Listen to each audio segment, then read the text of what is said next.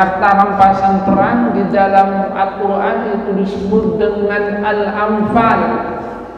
Ada surat Al-Anfal. Yas'alunaka 'anil anfal. Mereka bertanya kepadamu tentang Al-Anfal. Katakanlah, Al-Anfal itu adalah milik Allah, milik Rasulnya. Nah, yang menarik, kenapa di dalam Al-Quran harta rampasan perang itu disebut dengan Al-Anfal? Harta rampasan perang itu dalam istilah bahasa Arab bukan ghanimah, tapi di dalam Al-Quran disebut dengan Al-Anfal. Apa makna Al-Anfal? Al-Anfal itu dari kata an-naflu. An-naflu itu artinya bonus. Harta rampasan perang itu disebut dengan Al-Anfal. Jadi itu adalah sesungguhnya Allah Subhanahu wa taala mengisyaratkan adalah bonus. Jadi bonus yang diberikan oleh Allah Subhanahu wa taala. Kenapa demikian? Karena tujuan utama di dalam berperang itu bukan untuk mendapatkan ghanimah. Tujuan berperang itu adalah dalam rangka untuk mengharap ridha Allah Subhanahu wa taala. Adapun nanti dapat ghanimah atau tidak itu adalah bonus. Dapat alhamdulillah, tidak dapat itu juga tidak apa-apa. Karena apa?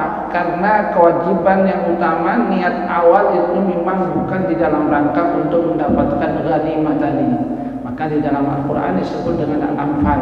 Itu satu filosofi yang sesungguhnya Allah Subhanahu wa taala ingin tekankan kepada kaum muslimin.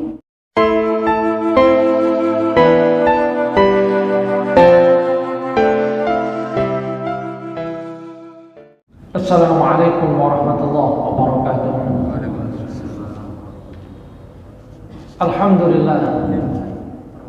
Alhamdulillahilladzi an'amana bi ni'matil iman wal islam wa faddalana 'ala katsirin mimman khalaqa tafdila.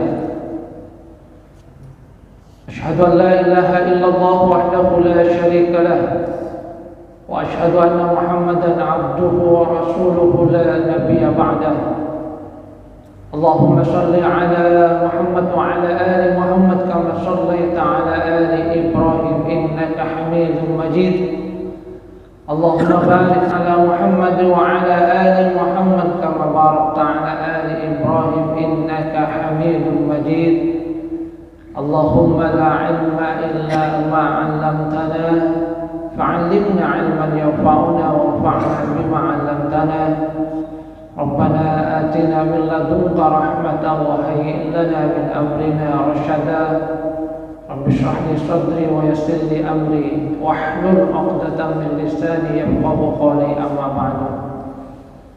Hadirin jamaah salat subuh rahimakumullah. Alhamdulillah, kita bersyukur kepada Allah Subhanahu wa taala yang masih memberikan kita nikmat sehat.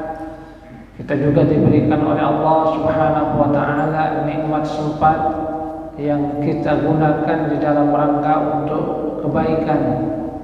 Kita berharap bahwasanya setiap hari itu akan semakin baik, semakin dekat kepada Allah Subhanahu wa taala. Kita lanjutkan kajian Sirah Nabawiyah masih di perang Khaybar. Setelah Rasulullah SAW itu menaklukkan bagian pertama dari Khaybar, maka kemudian Rasulullah SAW melakukan penaklukan terhadap bagian yang kedua. Bagian yang kedua seperti yang saya sampaikan, ada 3 benteng yang itu juga besar-besar. Benteng Qomus, kemudian benteng Watih, dan juga benteng Salalin. Benteng ini jangan dibayangkan hanya seperti Masjid Nur Muhammad ini, sebab di dalam benteng itu ada banyak warganya. Jadi mungkin kalau kemudian kita bayangkan Khaybar itu seperti hanya satu kecamatan atau mungkin bisa 2 kecamatan yang ada di Madura ini. Karena nanti kalau kemudian kita lihat pembagian yang diberikan oleh Rasulullah SAW terhadap para sahabat, di mana sahabat yang ada itu 1.400 orang itu masing-masing mendapatkan bagian. Kan tidak mungkin bagiannya cuma 1 meter. Nah, kalau di bagian pertama dari Khaybar itu terjadi pertempuran yang cukup dahsyat, maka di bagian yang kedua ini tidak begitu banyak pertempuran. Di dalam riwayat itu yang hanya terjadi sedikit pertempuran itu adalah pada Benteng Qamus, di mana Rasulullah SAW dan para sahabat itu mengepung selama beberapa hari, tapi tidak terjadi pertempuran yang dahsyat karena Abil Hakik, pemilik dari Benteng Qamus ini, kemudian mengutus utusan kepada Rasulullah SAW meminta untuk berunding, dan Rasulullah SAW kemudian menerima perundingan itu.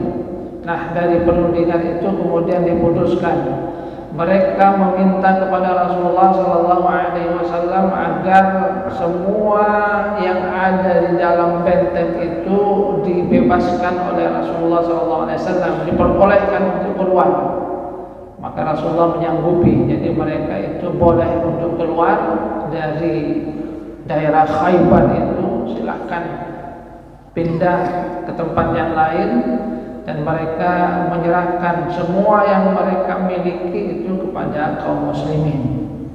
Dan itu yang kemudian menjadi kesepakatan, sehingga mereka kemudian pindah, hanya membawa bekal seadanya. Mereka tidak membawa harta, tidak membawa apa-apa yang ada di daerah mereka. Hanya saja dalam peristiwa itu kemudian ada sedikit pengkhianatan yang dilakukan oleh anak dari Abil Hakik yang bernama Kinanah. Kinanah ini menyembunyikan harta benda yang dimilikinya, yang merupakan warisan dari mertuanya Huyai bin Akhtab, di mana kemudian disembunyikan dalam satu tempat. Akan tetapi ya namanya orang menyembunyikan, ada juga yang melaporkan, dan yang melaporkan itu sepupunya sendiri. Mungkin saja itu sedikit iri, makanya mantina singko ibu kiri kambing, awak ngetak deki oleh boleh. Jadi kemudian dilaporkan, kemudian ditanyakan oleh Rasulullah SAW tentang apa yang dia sembunyikan. Tapi Kinanah ini berkelit, dia mengatakan bahwasanya dia tidak menyembunyikan apa-apa, semua sudah diberikan sebagaimana yang lainnya. Nah, karena dia kemudian berkhianat terhadap perjanjian perundingan yang ada, kemudian Rasulullah SAW menyatakan, kalau kamu berdusta, apakah kamu siap untuk dihukum mati? Dia katakan, iya. Kalau memang saya berdusta, silakan, saya dihukum mati. Tapi ternyata memang dia itu berdusta. Dia menyembunyikan di satu tempat harta benda emas, perak yang cukup banyak. Ya, mungkin dia menginginkan nanti bisa mengambil kembali. Nah, karena terjadi pengkhianatan yang seperti itu, maka sebagaimana yang sudah dia minta sendiri, maka dia kemudian dipenggal, dihukum mati. Nah, sebetulnya Rasulullah SAW ingin mengusir orang-orang Yahudi itu semuanya. Akan tetapi ternyata mereka kemudian juga meminta kepada Rasulullah SAW. Mereka meminta agar mereka diperbolehkan untuk tetap tinggal di situ. Mereka ingin untuk mengurus tanah yang ada di Khaybar ini. Maka Rasulullah SAW kemudian menyanggupi, jadi memenuhi permintaan mereka. Pertama, karena memang Rasulullah dan para sahabat tidak mungkin semuanya tinggal di Khaybar itu, dan tidak mungkin mengurus, sebab kalau kemudian tinggal di Khaybar maka tidak akan ada yang kembali ke Madinah. Maka Rasulullah kemudian mempercayakan tanah yang ada di Khaybar itu kepada Yahudi yang ada di tempat itu. dengan perjanjian bahwa separuh dari hasil kekayaan itu bagi mereka, separuhnya adalah untuk kaum muslimin yang nantinya menjadi pemilik dari wilayah itu. Dari harta yang dibagi itu kemudian Rasulullah SAW membagi tanah Khaybar menjadi 36 bagian. Setiap bagian kemudian dikalikan 100 menjadi 3.600. Nah, Rasulullah SAW kemudian mendapatkan separuhnya, karena memang al-anfal qulil anfalu lillahi wa lirrasuli, yang namanya harta rampasan perang itu sesungguhnya adalah milik Allah dan milik Rasulnya. Itu hak yang pertama, maka Rasulullah mendapatkan separuhnya. Cuma nanti kita akan mendapatkan bahwa Rasulullah SAW walaupun dapat separuhnya itu tidaklah untuk dinikmati oleh beliau sendiri. Sebab kalau Rasulullah ingin kaya, ya memang bisa kaya. Akan tapi kita akan mendapatkan bagaimana Rasulullah SAW tetap di dalam perilaku hidup sederhana. Nah, separuhnya lagi itu 1.800 bagian itu kemudian dibagi untuk para sahabat yang ikut berperang. Sahabat yang ikut berperang itu 1.400, maka setiap orang itu mendapatkan satu bagian. Sementara yang 400 dari mana? Yang 400 itu dihitung dari kuda yang ada. Jadi kuda yang ada itu 200 ekor. Setiap kuda kemudian dikalikan 2, jadi 400. Jadi yang punya kuda dapat 3 bagian. Jadi tiga bagian.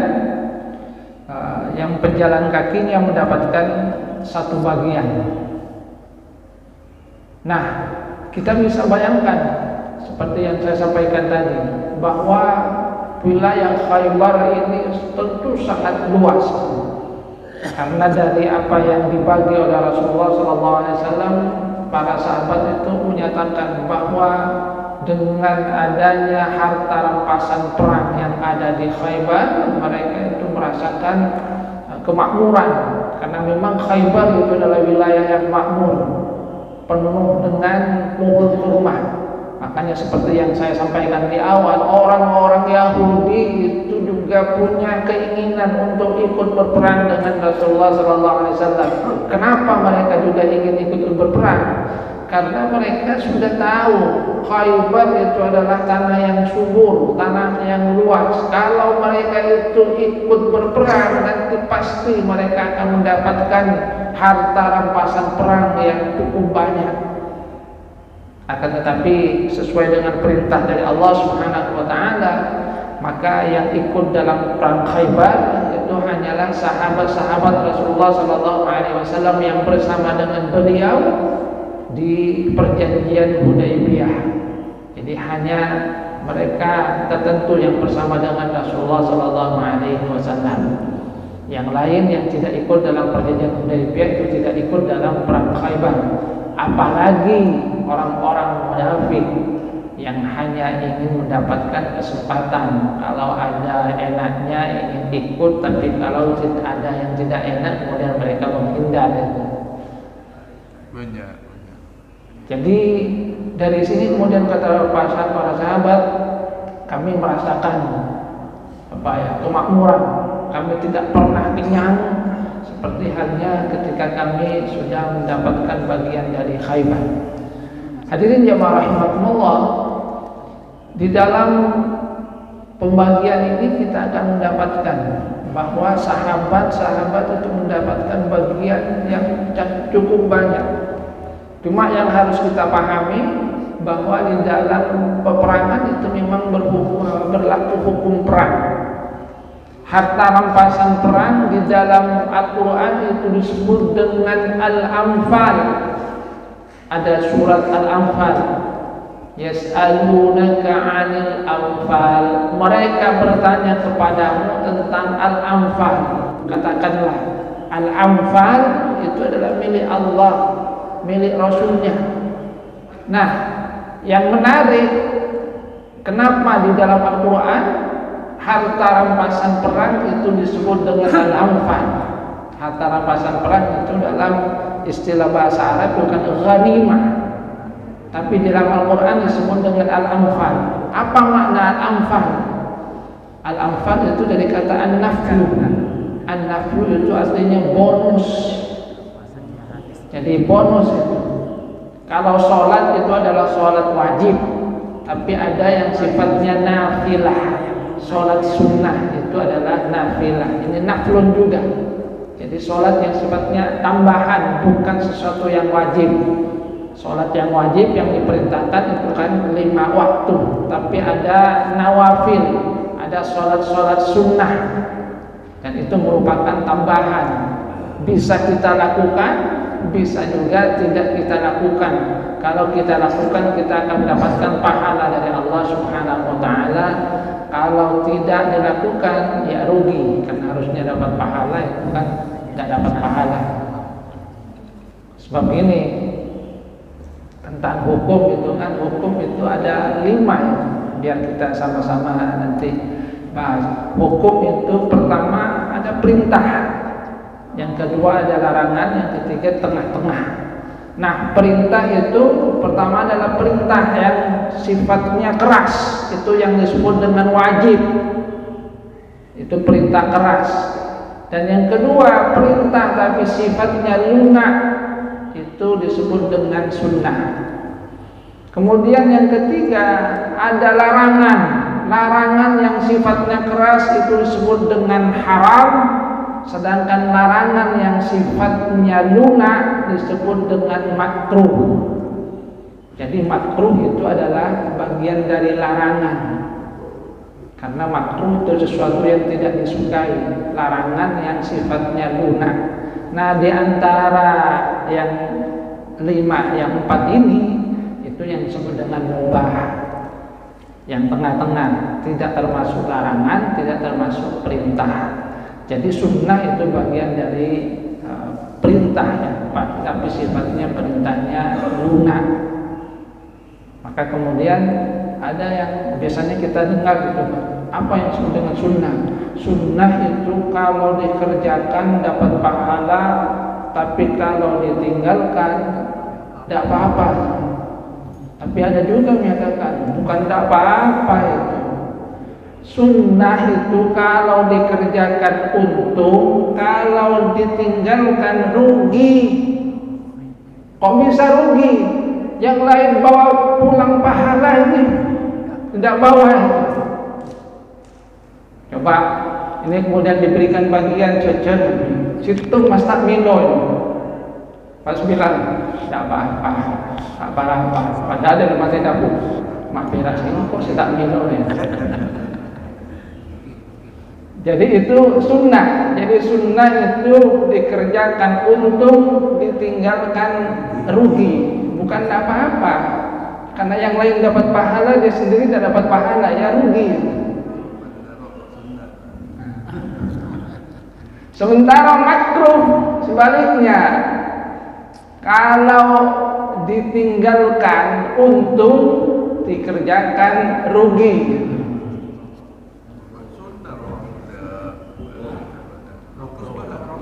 Biar ndak apa ya, kadang-kadang campur antara makruh dengan sunnah itu, karena tidak apa-apa, sehingga ketika ndak sholat sunnah, kenapa? Ndak apa-apa itu. Tapi ketika giliran makruh, kenapa lakukan yang ndak apa-apa itu? Karena kemudian mengambil ndak apa-apanya semuanya. Jadi yang lebih tepat adalah sunnah kalau dikerjakan untung, kalau ditinggalkan rugi. Sementara makruh itu kalau ditinggalkan untung, dikerjakan itu rugi. Ya silahkan apa contohnya. Yang penting itu tentang sunnah dengan makruh. Biar kemudian tidak mengambil tidak apa-apanya semua. Sebab kadang seperti itu. Giliran sunnah kemudian bilang tidak apa-apa, tidak apa-apa ditinggalkan. Tapi giliran makruh kemudian dilakukan, tidak apa-apa juga itu. Karena ngambil tidak apa-apanya. Nah, harta rampasan perang itu disebut dengan al-anfal. Jadi itu adalah sesungguhnya Allah Subhanahu wa taala mengisyaratkan adalah bonus. Jadi bonus yang diberikan oleh Allah Subhanahu wa taala. Kenapa demikian? Karena tujuan utama di dalam berperang itu bukan untuk mendapatkan ghanimah. Tujuan berperang itu adalah dalam rangka untuk mengharap ridha Allah Subhanahu wa taala. Adapun nanti dapat ghanimah atau tidak itu adalah bonus. Dapat alhamdulillah, tidak dapat itu juga tidak apa-apa. Karena apa? Karena kewajiban yang utama, niat awal itu memang bukan di dalam rangka untuk mendapatkan ghanimah tadi. Maka di dalam Al-Quran disebut dengan Al-Anfal. Itu satu filosofi yang sesungguhnya Allah Subhanahu wa taala ingin tekankan kepada kaum muslimin. Jadi bahwa yang namanya harta rampasan perang itu adalah Al-Anfal. Bonus yang diberikan oleh Allah Subhanahu wa taala bukan tujuan utama. Ketika mereka mendapatkannya maka itu merupakan satu karunia dari Allah Subhanahu wa taala. Akan tetapi kalau mereka tidak dapat maka sesungguhnya pahala dari Allah Subhanahu wa taala itu sudah cukup bagi mereka, dan itu adalah sesuatu yang sifatnya sangat berharga. Karena apa yang dijanjikan oleh Allah Subhanahu wa taala berupa pahala akhirat itu tentu adalah sesuatu yang lebih berharga daripada bonus yang sifatnya mungkin sifatnya duniawi. Akan tapi tetap itu merupakan satu karunia juga yang diberikan oleh Allah Subhanahu wa taala. Kemudian di dalam perang itu juga ada hukum perang. Sehingga ketika Kinanah anak dari Abil Haqiq ini berkhianat, maka dihukum mati, dipenggal. Ini bukan merupakan kekejaman, akan tetapi merupakan penegakan hukum di dalam peperangan. Sama ya, antara ketika dua orang itu berhadapan, mereka itu membunuhnya itu bukan karena hawa nafsunya, akan tapi karena mereka mempertahankan dalam rangka jihad. Dan di dalam hal ini kita akan mendapatkan bahwasanya Rasulullah Shallallahu Alaihi Wasallam ketika mereka memerangi orang-orang Yahudi di Khaybar itu bukan karena mereka benci kepada mereka, bukan Rasulullah dan para sahabat yang memulainya terlebih dahulu, akan tetapi memang selama ini orang-orang Yahudi dari Khaybar itulah yang banyak memprovokasi orang-orang dari orang-orang Quraisy dan juga orang-orang Yahudi yang ada di Madinah untuk menyerang Rasulullah SAW. Jadi seperti yang saya sampaikan bahwa ada tiga kekuatan utama yang selama ini merongrong Rasulullah SAW dan para sahabat. Yang pertama adalah kafir Quraisy yang ada di Mekah. Kemudian yang kedua adalah suku-suku Arab yang ada antara Mekah dan Madinah yang masih belum masuk ke dalam agama Islam. Dan yang ketiga adalah orang-orang Yahudi di Khaybar ini. Jadi ketika Rasulullah SAW sudah mengadakan perjanjian damai dengan orang-orang Quraisy, maka Rasulullah SAW berusaha untuk memadamkan potensi-potensi yang selama ini merongrong kedamaian dari kaum muslimin. Jadi apa yang dilakukan oleh Rasulullah dan para sahabat itu sesungguhnya dalam rangka untuk mempertahankan diri, karena mereka lah yang terlebih dahulu memulai. Karena kepada kaum yang terikat perjanjian dengan Rasulullah SAW, Rasulullah tidak memerangi mereka. Sebab ada di antara kabilah yang tidak masuk Islam, akan tapi mereka tidak memusuhi Rasulullah SAW, bahkan terikat perjanjian damai dengan Rasulullah. Maka Rasulullah tetap membiarkan mereka. Tapi bagi mereka yang selama ini merongrong, memusuhi dan memerangi, maka tentu saja mereka juga harus diperangi supaya kaum muslimin itu mendapatkan kedamaian. Hadirin jamaah Allah, jadi itu tentang ghanimah, anfal. Jadi Khaybar itu wilayahnya sangat luas, sehingga kalau kemudian kita bayangkan itu dibagi menjadi 3.600 bagian, Kita bayangkan kalau masing-masing bagian misalnya seperti halnya mungkin sekitar itu. Artinya jangan kemudian bayangkan hanya kecil, akan tetapi memang wilayahnya luas, mungkin seperti hanya satu kecamatan atau 2 kecamatan, atau mungkin satu kabupaten.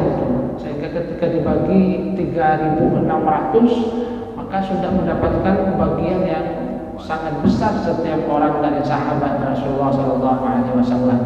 Tapi sekali lagi Allah menyatakan bahwa itu adalah al-anfal, itu adalah bonus, karena apa yang mereka dapatkan itu hanya bagian dari kehidupan dunia yang mungkin saja akan ditinggalkan, akan tetapi tujuan utama di dalam berperang itu memang adalah dalam rangka untuk mendapatkan ridha Allah Subhanahu wa taala. Hadirin yang rahimahullah, artinya dari sini kita bisa mendapatkan iktibar.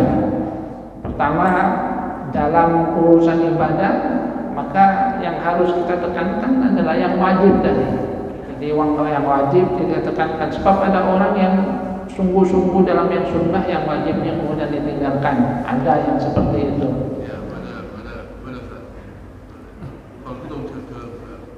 Ya, mungkin saja itu jam 1 bangun, setelah itu subuhnya dia terlewat. Itu namanya kan yang sunnah dia sungguh-sungguh, yang wajib terlewat. Ini namanya terbalik. Padahal yang wajib itu yang harus didahulukan. Sunnah itu ya sebagai tambahan untuk menambah, mungkin ada hal yang kurang dari ibadah kita. Jadi kita dahulukan yang wajib tanpa kemudian kita mengurangi yang sunnah tadi. Kemudian tadi tentang sunnah dan makruh, itu hal yang perlu kita pahami. Jadi sunnah itu kalau dikerjakan untung, ditinggalkan rugi. Kalau makruh ditinggalkan itu untung, dikerjakan rugi. Bukan kemudian tidak apa-apa. Sebab kalimat tidak apa-apa itu yang kemudian sering dipegang, sehingga antara yang sunnah dengan makruh kemudian sering berbenturan. Yang sunnah dan dilakukan, yang makruh itu kemudian yang banyak dilakukan. Padahal dari segi hukum itu yang sunnah itu adalah perintah, makruh itu adalah larangan. Itu yang harus dipahami. Jadi perintah yang sifatnya keras itu wajib, yang sifatnya lunak sunnah. Larangan yang sifatnya keras itu adalah haram, yang sifatnya lunak itu adalah makruh. Mudah-mudahan Allah Subhanahu wa taala memberikan maulanya kepada kita agar kita bisa melakukan hal yang terbaik dalam kehidupan kita. Ini saja yang dapat saya sampaikan, kurang lebihnya mohon maaf. Wabillahi taufiq wal hidayah. Wassalamualaikum warahmatullahi wabarakatuh.